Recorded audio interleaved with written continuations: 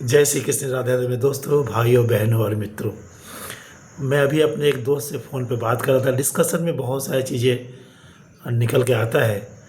जब हमने ये डिस्कस किया कि बचपन में जब हम पतंग उड़ाते थे तो पतंग के धागे कभी कभी उलझ जाते थे।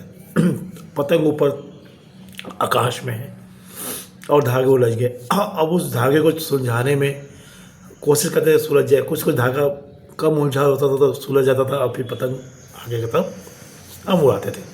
लेकिन कुछ धागे ऐसे थे कि जो कि उलझ जाते थे लेकिन सुलझते नहीं थे। समय व्यतीत होता था तो हम क्या करते थे कि पतंग की जो उड़ाने की जो मज़ा था वो कहीं ना कहीं बाधित होता था। तो हम क्या करते थे कि उस धागे को तोड़ते थे, इधर से दो एंड से तोड़े, उलझे हुए धागे को हमने फेंक दिया, फिर दोनों धागों को अपने गांठ बांधा और फिर पतंग उड़ाया। यहाँ पे वो उलझा जो धागा है, आज हमने कहा ये है आज की समस्या है। बहुत सारे ऐसे समस्याएं होती हैं जो ऐसे उलझ जाती है जिसको हम सुलझा नहीं सकते हैं।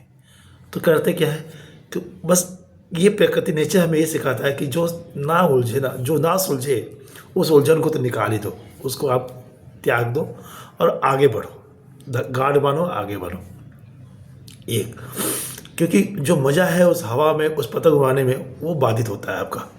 तो उलझन को रखोगे यहाँ पे तो आपको हमेशा बाधित करेगा। ये जो ज्ञान देता है ना, मैं मतलब कि मैं तो हो गया शरीर, आत्मा, ये भी कहीं ना कहीं उलझता रहता है हमेशा। और मेरी उलझन को तो मेरे घर वाले, मेरे अड़ोसी पड़ोसी, मेरे ऑफिस वाले भी जानते हैं कि ऐसी जगह वो उलझता है ये कि ज्ञान देना आसान है, इम्प्लीमेंट करना बड़ा ही डिफिकल्ट। बट कोशिश करता रहता हूँ कि उस बीमारी से या उस उलझन से मैं बाहर निकलूँ। अब आप कि पतंग उड़ाते हवा है, पतंग मस्ती में उड़ रहा है। अब यहाँ भी देखिए, एक ध्यान देना पड़ेगा आपको या हमें कि इतने मस्ती में ना हम चूर हो जाए कि गाना है ना कि दोनों जवानी की मस्ती में चूर, न तेरा कसूर न मेरा कसूर, ना तूने सिग्नल देखा ना मैंने सिग्नल देखा, एक्सीडेंट हो गया रब्बा। तो पतंग उड़ाते में हमें ध्यान रखना पड़ता है कि कोई दूसरा पतंग जो इंतज़ार करता था कि आएगा हम उसको काट डालेंगे।